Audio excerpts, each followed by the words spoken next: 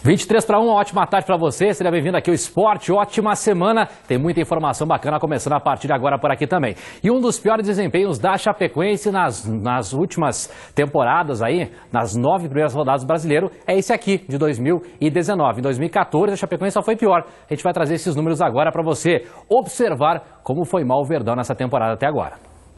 O desempenho atual é parecido de quando a Chape estava debutando na elite do futebol nacional.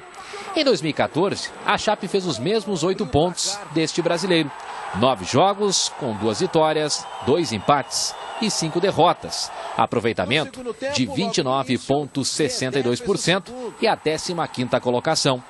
Em 2019, a situação só é pior em termos de tabela de classificação. 17ª colocada e na zona de rebaixamento. Tem que saber interpretar.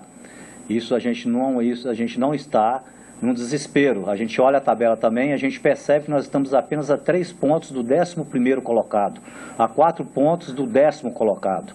E retornamos com o jogo dentro de casa contra o Atlético. É isso aí que eu tenho que fazer, é preparar para o próximo jogo dentro de casa, vencer, ter a competência para vencer os jogos dentro de casa. Eu acho que a gordura que a gente já teve para perder jogo fora de casa, ela já foi toda queimada aí nesses 4 jogos dentro de casa. E agora a minha preocupação maior é preparar a equipe para o primeiro jogo do retorno, do recomeço do campeonato, ter essa competência para vencer o jogo do Atlético, somar 3 pontos, ir a 11 pontos, nos posicionar ali entre, né, o 13º, o 14º colocado da tabela. Então, lógico que eu vejo como nós temos uma possibilidade real logo no primeiro jogo a gente já sair. Agora, a gente vai ter que conviver um mês olhando a tabela, né, e a gente sabe que tem as cobranças, né, mas aí que entra o trabalho profissional, de ter a tranquilidade para trabalhar, né, não entrar no desespero. O melhor desempenho do Verdão em Brasileiros foi em 2016, quando o time chegou a 51,85% de aproveitamento e a 7ª colocação nas primeiras 9 rodadas do Brasileiro. Lá em 2016, a Chape fez quase o dobro de pontos deste brasileiro, em 9 partidas, 14, chegando a 3 vitórias, 5 empates e apenas 1 derrota. E aí, Badá? E aí, seu Júnior Espíndola? Tranquilão? Tudo certo. Começando mais uma semaninha aí. Mais uma semana, que bom, né? E esses números, Badá? Preocupantes. O que falar sobre isso? Números preocupantes. É aquilo que nós falamos antes do jogo contra o Fluminense.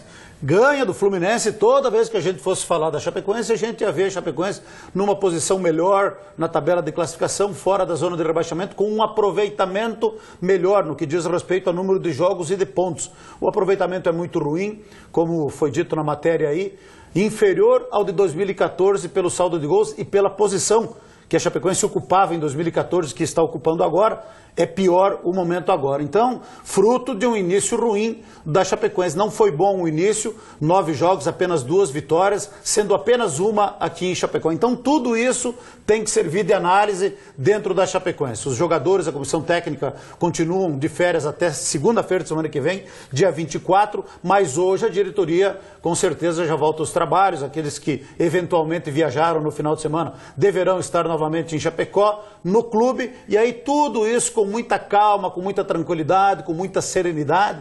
Tudo deve ser muito bem analisado para que se tomem as providências necessárias, tanto no que diz respeito, inclusive, à reformulação de elenco, porque foi muito claro o presidente Maninho de que tem gente que não está comprometida dentro do elenco, né, que teria que fazer uma limpa no departamento de futebol. Então, vamos aguardar. Quem sabe durante a semana aí vamos ter alguma novidade em relação a isso, mas eu acho que todo mundo está bem consciente de que precisa melhorar e melhorar bastante se a Chapecoense quer ter uma sequência de campeonato brasileiro mais tranquila e buscar, sem tanto sofrimento como foi no ano passado, a permanência na Série A. É o que todo mundo espera. Bom, na tarde de sábado tivemos Chapecoense e Metropolitano pela 14ª rodada do Campeonato Catarinense Sub-20. A garotada do Verdão. A partida foi disputada no estádio Josué Anoni, lá em Xanxerê. O Metropolitano saiu na frente ainda no primeiro tempo. Na segunda etapa, Paulinho empatou o jogo para a Chape. Com o empate, o Verdão ampliou então a vantagem na liderança do estadual para 4 pontos, que é o Avaí, é o segundo colocado, né? Folgou nessa rodada. A Chape chega a 28 pontos em 13 jogos, contra então os 24 pontos do Avaí em 12 jogos. Na próxima rodada, agora o Verdão vai folgar nessa rodada e agora a Chape então enfrenta o Tubarão no estádio Domingos Gonzalez, lá no sul do estado. Chapecoense muito bem no sub-20, Sérgio Bravadalotti liderando, né? Está liderando. O que é curioso, que chama atenção, e o importante é a soma de pontos, mas lá em Blumenau a Chapecoense aplicou 5-0 nesse time do Metropolitano. E agora empataram em 1-1 lá em Xanxerê. Então, é uma boa campanha, Chapecoense está fazendo um bom trabalho de base, não é de hoje, eu tenho comentado muito isso, já faz tempo, desde quando o Mano Dalpiva era o coordenador das categorias de base, mas é uma pena que os jogadores da categoria de base tenham que jogar, e nada contra o Xanxerê, muito pelo contrário, temos que agradecer a acolhida da categoria de base lá em Xanxerê, porque aqui em Chapecó, infelizmente, não tem um local em condições para que os meninos possam jogar. Mas independente disso, o importante é que o trabalho está sendo feito, o apoio está sendo dado e os meninos aí de todas as categorias precisam trabalhar forte para poder aproveitar esta oportunidade para quem sabe um dia chegar lá na frente, que é o objetivo de todos, que é buscar uma vaga no profissional. Pois é, a base é tudo, né, Badá? Nesse domingo o Concórdia também conquistou mais importantes pontos, aí 3 importantes pontos na Série B do Campeonato Catarinense e a gente confere os gols dessa partida. A equipe de Concórdia teve boa postura e venceu por 3-0 o Camboriú no estádio Roberto Santos Garcia. Desde os primeiros minutos, a equipe concordiense impôs o ritmo da partida e ainda na primeira etapa abriu o placar com Matheus Cata após rebote do goleiro adversário. Na etapa complementar, logo aos 2 minutos, Moisés aproveitou falha da defesa adversária e ampliou. E aos 29 minutos, Tchelé deu números finais à partida e a vitória por 3-0. Com o resultado, a equipe de Concórdia chega aos 10 pontos e é a segunda colocada da B do Catarinense, 2 pontos a menos que o líder Almirante Barroso. O próximo compromisso de Concórdia será às 3 da tarde contra a equipe do Barra, no estádio Camilo Mussi, em Itajaí. Pois é, o Concórdia é forte, hein, Maná? Forte, forte. Time comandado pelo técnico Nazareno Silva.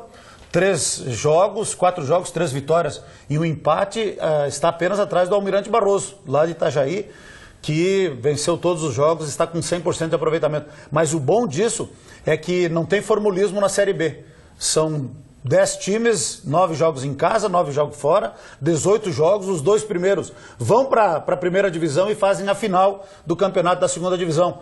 Concórdia começando muito bem, viu? Nazareno Silva sabe formar times, formou uma equipe forte, mesclou jogadores experientes, como aquele André Luiz, que eu já comentei aqui, grande zagueiro com currículo, Brazão, centroavante, que para a segunda divisão ele vai bem pela força em posição física, e colocou alguns jovens no meio e o resultado até agora é muito bom. Então, olha, o Concórdia muito forte na briga pelo acesso. Claro que está no começo, ainda tem muita coisa pela frente, mas o povo de Concórdia tem que apoiar o Concórdia, porque a possibilidade de acesso para a primeira divisão é muito grande. E já que estamos falando de segunda divisão e do Camboriú, que tomou 3-0, caiu o técnico, era o Teco, aquele ex-zagueiro que era do Grêmio, passou por vários clubes, até no Concórdia ele jogou, caiu o Teco. E aí quem que eles foram buscar? Não é o Tico.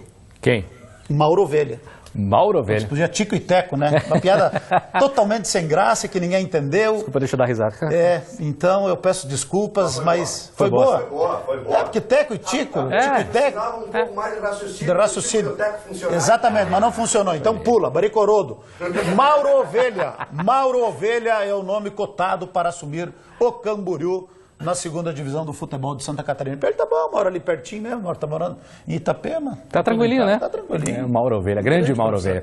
Bom, agora o futsal aqui, Badá. Pela 9ª rodada da Liga Nacional, o Joaçaba foi superado pelo Tubarão em clássico estadual na noite desse domingo, lá no centro de eventos da Unoesc. A gente vai acompanhar também os gols. No primeiro tempo, o Joaçaba Futsal abriu o placar com este gol de Duio, 1-0. O Tubarão empatou neste contra-ataque. Ronaldo recebeu livre e marcou 1-1. Na sequência, Jean Gaúcho ampliou para o time do sul do estado, 2-1.